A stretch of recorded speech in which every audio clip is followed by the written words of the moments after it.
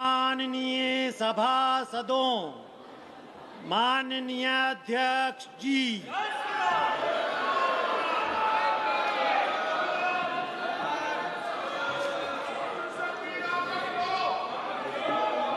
Item number 20, 21 और 22। महोदय, मैं प्रस्ताव करता हूं कि भारत के संविधान का संशोधन करने वाले विधेयक को पुनर्स्थापित करने की अनुमति दी जाए। महोदय, मैं प्रस्ताव करता हूं कि जम्मू कश्मीर पुनर्गठन अधिनियम 2019 का संशोधन करने वाले विधेयक को पुनर्स्थापित करने की अनुमति दी जाए। महोदय, मैं प्रस्ताव करता हूं कि संघ राज्य क्षेत्र शासन अधिनियम 1963 का संशोधन करने वाले विधेयक को पुनर्स्थापित करने की मंजूरी दी जाए।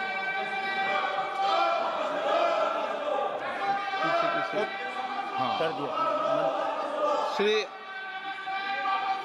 असाउद्दीन ओवैसी जी।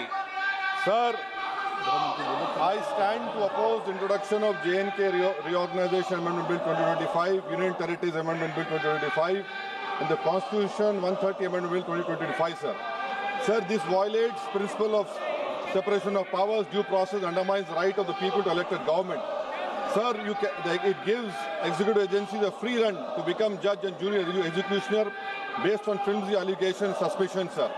Sir, only when an offence is proved beyond reasonable doubt, then only you can leave the post and the membership. But here a mere accusation, allegation, the punishment of losing one ministerial post will follow. Sir, Parliament democracy's chief ministers and ministers can only be removed through true means. First, executive prime minister can recommend their removal if the council of ministers lose confidence of the legislature. Now this bill would empower the unelected executive bureaucracy to play the role of legislature. Sir, it undermines representative parliament democracy. This amendment would leave the minister and CM at the mercy of executive agencies.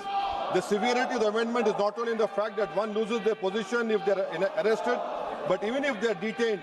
Detention and administrative action doesn't require offence to be made. Sir, the chief minister will not be able to accountable people. I want to know from the Honourable Home Minister, as he read Article 74(1), which says that the Council of Ministers headed by the Prime Minister to aid and advise the President, who shall, in exercise of his function, act in accordance with such advice. Now, this bill clearly violates 74(1). Sir, this is the 1933 Gestapo when Gestapo was found in Germany. This government is hell-bent on creating a police state. This will be a death knell and leash on elected government, sir. Indian Constitution is being amended to turn this country into a police state. BNS 152, the Home Minister promised in this House that sedition would not be used. Section 316, Section 9 of BNS, PMLA Section 4, all these can be used to destabilize an elected government, sir. That is why I oppose the introduction of all these three bills. This is nothing but creating a Gestapo to ensure that our democracy does not survive. And may I tell the Honourable Home Minister, despite his promise on BNS 152, 152 has been used against a senior journalist, Siddharth Vardhan, Assam also. That is why I oppose this introduction of three bills, sir. Thank you. Tiwari. Speaker, sir, I rise to oppose the introduction of these three bills under Rule 70(1) of the Rules of Procedure and Conduct of Business in the Lok Sabha.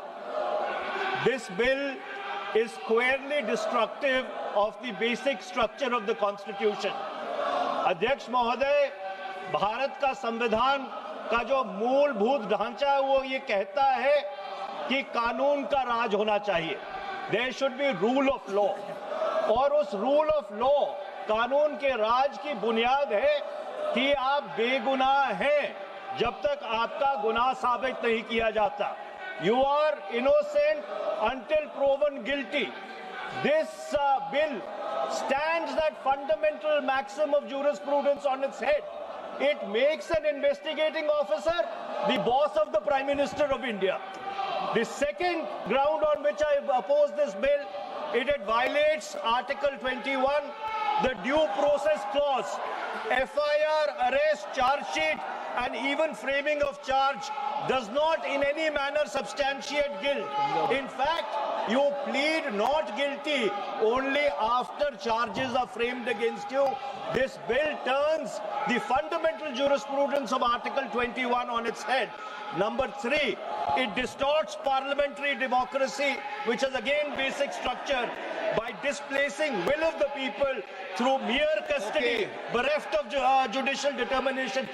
अध्यक्ष जी, ये बहुत ही संवेदनशील विधेयक है. मेरे 2 बिंदु और हैं, मुझे कृपया. ओके. चौथा, on the fourth ground is it opens. Please माननीय सदस्य, आप नियम 72 के तहत विरोध कर रहे हैं. अध्यक्ष जी बिल्कुल. जब कभी बिल आपका सदन में आए, जब आप डिटेल में चर्चा करते हैं. अध्यक्ष जी, अभी नियम 72 के विरोध के बाद सारांश बोलने की परमिशन दिए. जो रूल 72 है वो 2 चीज कहता है. एक लेजिस्लेटिव कॉम्पिटेंस, एक general opposition of the bill, जिसकी स्वीकृति आप दे सकते हैं.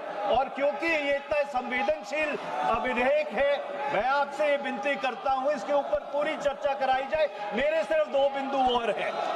दिस बिल, मिस्टर स्पीकर से एक मिनट. आपने कानूनन बात की, तो कानून ये भी है कि 72 उसके बाद भी अलाउ करता हूं, लेकिन संक्षिप्त में. बिल्कुल संक्षिप्त में अध्यक्ष जी. आपको डिटेल में चर्चा मेरे सिर्फ 2 बिंदु और हैं. This bill opens the door for political misuse by instrumentalities of the state whose arbitrary conduct has been repeatedly frowned upon by the Supreme Court. And finally, it throws all existing constitutional safeguards to the winds. Collective responsibility, judicial review, no confidence motion, and disqualification and conviction. And this makes this amendment excessive, unnecessary, and unconstitutional.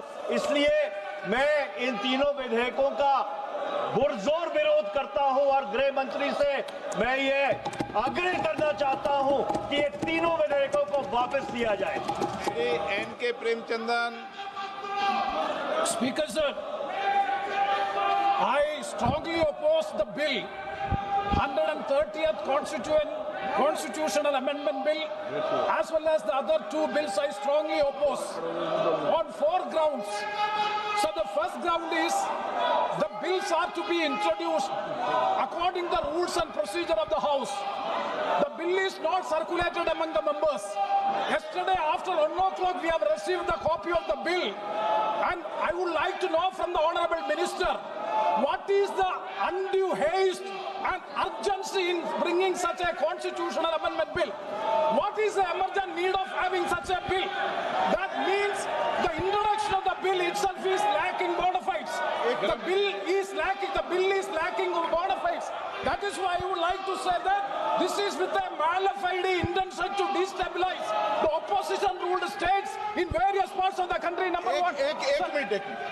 माननीय अध्यक्ष जी, प्रेमचंद्रन जी कह रहे हैं कि जल्दबाजी में लाया गया. इसका सवाल इसलिए नहीं उठता कि मैं इस बिल को संयुक्त समिति को सौंपने की दरखास्त करने वाला हूं. इस पर संयुक्त समिति जो राज्यसभा और लोकसभा पक्ष और विपक्ष सभी सांसदों की बनेगी, जो इस पर विचार करेगी और आपके सामने लेकर आएगी.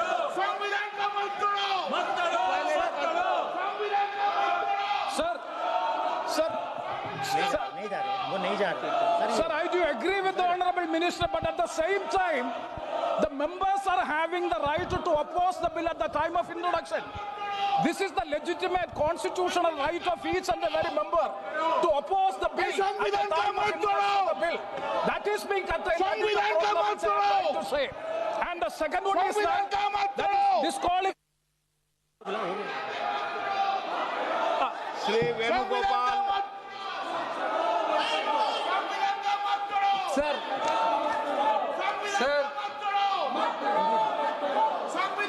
Sir, I rise to oppose the introduction of the Constitution Amendment Bill 25, the Government of Union Territory. Sir, this bill is to sabotage the federal system of this country.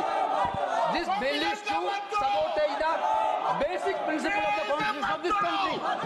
Sir, BJP people are telling this bill is to bring morality in politics. Can I ask a question to the Honorable Home Minister? When he was the Home Minister of Gujarat, he had been arrested, sir.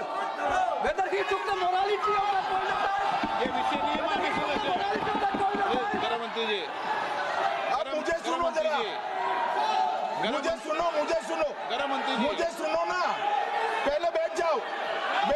Please. हाँ, गृह मंत्री जी। माननीय अध्यक्ष जी, मैं record clear करना चाहता हूं। मुझ पर झूठे आरोप लगाए तब अरेस्ट होने के पहले मैंने नैतिकता के मूल्यों का हवाला देकर इस्तीफा भी दिया और जब तक मैं कोर्ट से निर्देश नहीं हुआ कोई संविधान पद मैंने स्वीकार नहीं किया। ये क्या सिखाते हैं नैतिकता में? मैं तो इस्तीफा देकर गया था और मैं तो चाहता हूं कि ये नैतिकता के मूल्य बढ़े। हम ऐसे निर्लज्ज नहीं हो सकते कि हम पर आरोप लगे और हम संवैधानिक पद पर हैं। अरेस्ट के पहले मैंने इस्तीफा दिया है। माननीय सदस्य, आप बिल पर बोलिए। आप 72 के नियम के तहत बोलिए। Sir, this name है, आपका डायरेक्शन है। 19 आप 72 नियम के तहत बोलिए। सर, माइक नहीं है सर। नियम के तहत बोला आप 72। सर, this आपका डायरेक्शन है 19A, 19B। हाँ है। Sauta round call भी है। हाँ। Very clearly telling at least 1 week notice is needed for introduction of bill. Sir, I am telling that this bill is to target the opposition ruling government.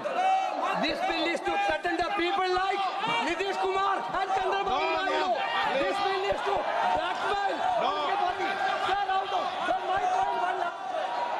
आप माननीय सदस्य, आप 9 चलिए। धर्मेंद्र प्रधान जी बोलना चाहते हैं।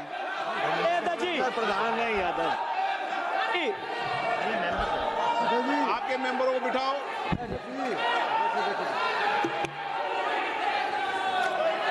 धन्यवाद अध्यक्ष जी। मैं ये जो तीनों के तीनों विधेयक आए हैं, संविधान का 130वां संशोधन विधेयक 2025, 1 मिनट, संघ राज्य विधेयक, देश देख रहा है आपको। संघ राज्य शासन विधेयक 2025, जम्मू कश्मीर पुनर्गठन विधेयक 2025, इन तीनों का माननीय अध्यक्ष जी अपनी पार्टी, अपने नेतागण अखिलेश जी की ओर से पुरजोर विरोध करता हूं। और विरोध इसलिए करता हूं माननीय गृह मंत्री जी, बहुत नैतिकता की बातें कर रहे हैं आपने भाषण दिए थे चक्की पी सिंह महाराष्ट्र में, जिनको लेके डिप्टी सीएम बना के घूम रहे हैं आप। इसलिए अध्यक्ष जी, मैं इस मौके पर कहता हूं, ये बिल संविधान विरोधी, मूल अधिकार विरोधी, न्याय विरोधी। माननीय अध्यक्ष जी, मैं प्रस्ताव करता हूं कि भारत के संविधान का संशोधन करने वाले विधेयक, संघ राज्य क्षेत्र शासन अधिनियम 1963 का संशोधन करने वाले विधेयक और 2019 का और संशोधन करने वाले विधेयक को माननीय अध्यक्ष जी द्वारा नाम निर्देशित किए जाने वाले इस सभा के 21 सदस्य और उपसभापति द्वारा नाम निर्देशित करने वाले 10 सदस्यों के मिलकर बनने वाले सभाओं की संयुक्त